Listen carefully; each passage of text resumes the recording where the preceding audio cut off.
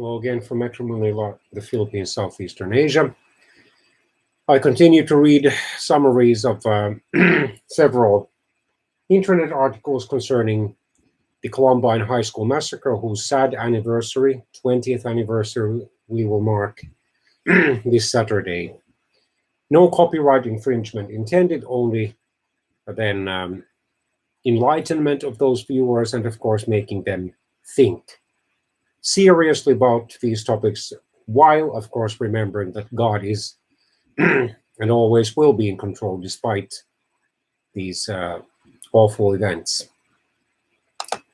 Another interview by Sue Klebold, the mother of Dylan Klebold, the younger one of the two boys, who just weeks away from graduation, or 2 months at most away from graduation, decided to end their lives and those of 13 other people at that school on April the 20th, 1999.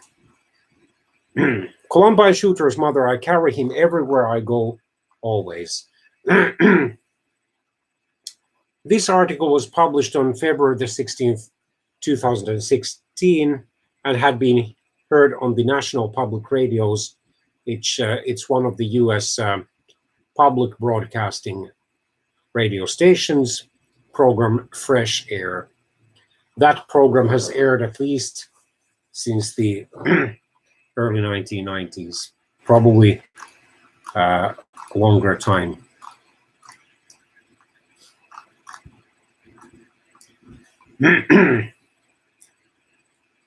On April the 20th, 1999, when Sue Klebold heard about a shooting incident at Columbine High School, her thoughts immediately turned to her 17-year-old son, Dylan, her younger son. Her older son, Byron, had already moved away from their family home, who was a senior there. In the very beginning, I didn't know what to think, Sue told Fresh Air's Terry Gross. I was aware that there was a shooting incident occurring at the school. I didn't know if Dylan was in danger, if someone was trying to shoot him, or if he was doing something. Gradually, the truth emerged. Dylan and his friend, 18-year-old Eric Harris, had gone on a shooting rampage at the school, murdering 13 people and injuring 24 others before killing themselves. And as I pointed out in one of those videos, earlier videos, one of their victims actually died some 2 to 3 hours after they had taken their own lives. He was business and computer science teacher and sports coach David Sanders, who had bravely told and courageously told and urgently told the students to evacuate the cafeteria and go into classrooms and lock themselves in. And then on one of the school's hallways, he faced the killers. He tried to flee, but was hit.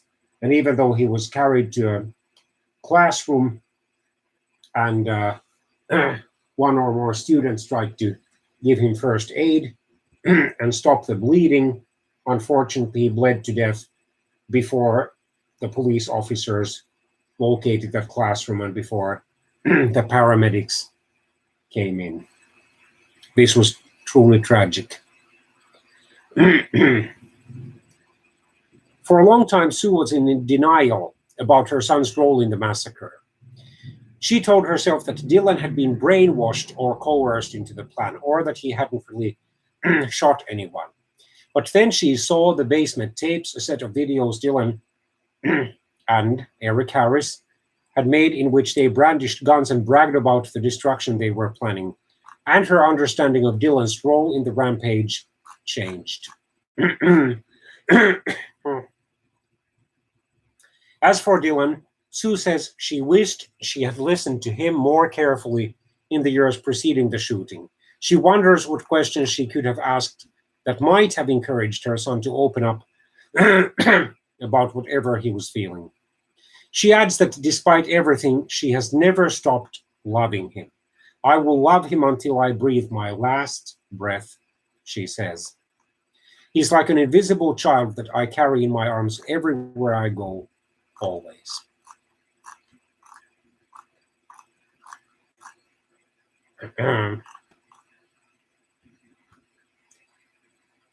We went back and thought about that evening, and we remembered when Eric spent the night and he had brought a big duffel bag in, and we had just assumed it was perhaps a video camera or computer. We weren't in the habit of asking guests what they were bringing over, and we had to sort of put these pieces together of what the boys had been doing that night, and it was a complete shock. And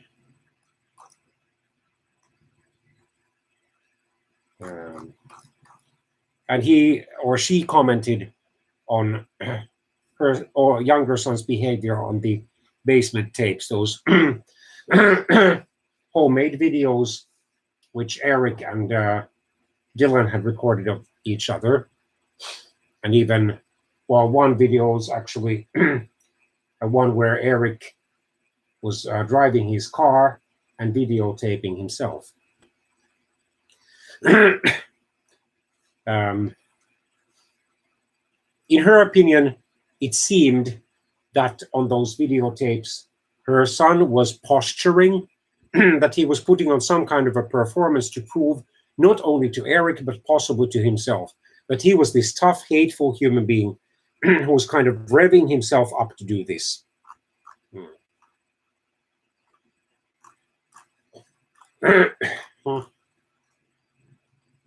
She asked, apparently, the police officer, because they possessed those tapes, because they were part of their investigation of this deadly shooting incident.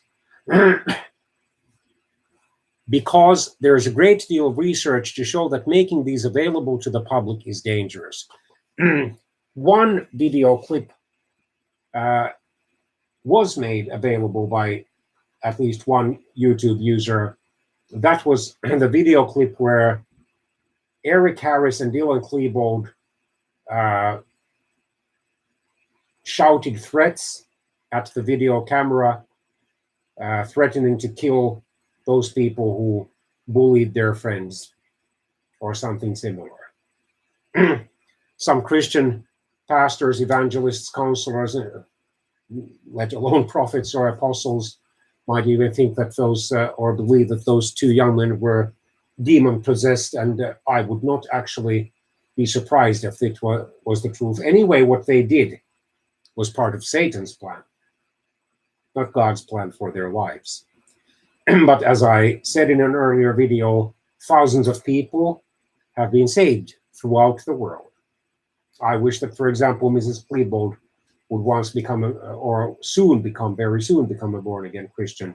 Then she would be able to totally get over her son's murderous acts and her son's suicide, and would instead focus on spreading the gospel, even more than spreading this caring and compassion message, which is fine. It is fine to be caring and compassionate and to be discerning and to ask the right questions and to contact the right people and so forth. But above all, we should pray for our loved ones. We should pray if we are teachers like I, by God's grace, am, and hopefully will become in the near future a full-time or at least a fuller time teacher than I have been during this past school year.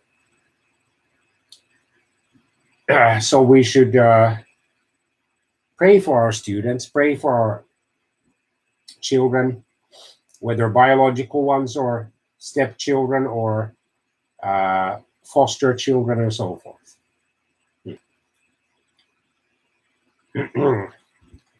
That vulnerable children will look at these and copy these and use what happened at Columbine as a benchmark for other events such as this.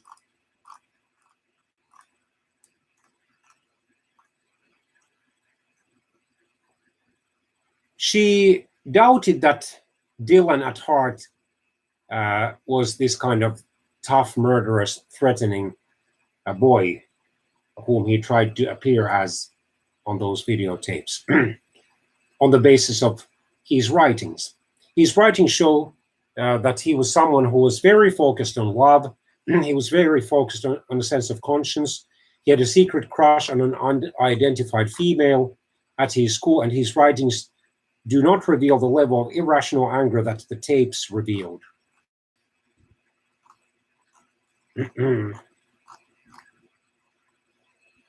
And then Dylan's suicidal thoughts. Mrs. Klebold emphasized that she was not trying to belittle Dylan's part in this murderous attack on Columbine High School.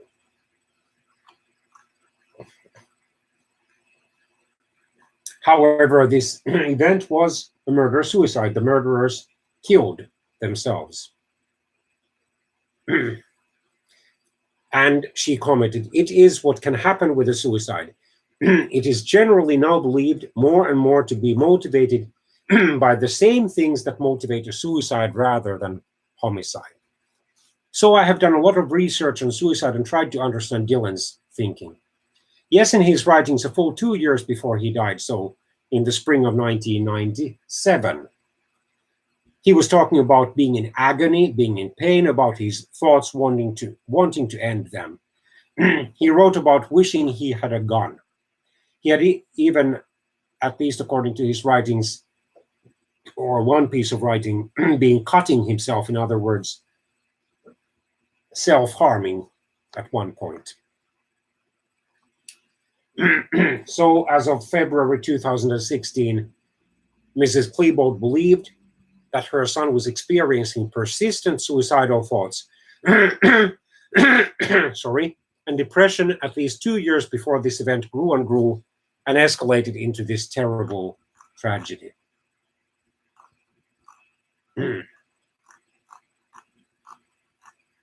Then, so if she could go back, what kind of parent would she wish to have been? She said, "I wish that I had had the ability to delve deeper and ask the kinds of questions that would have encouraged him to open up more to me. I had parented my children in many ways the way I had been parented, which meant you listen to your children's problems and you try to fix them. I think what I needed to do with Dylan Moore was just to shut up and listen, to try to get him to say to me what he was feeling and thinking about something, rather than to automatically jump into a way to make him not feel that way or to fix the way he felt."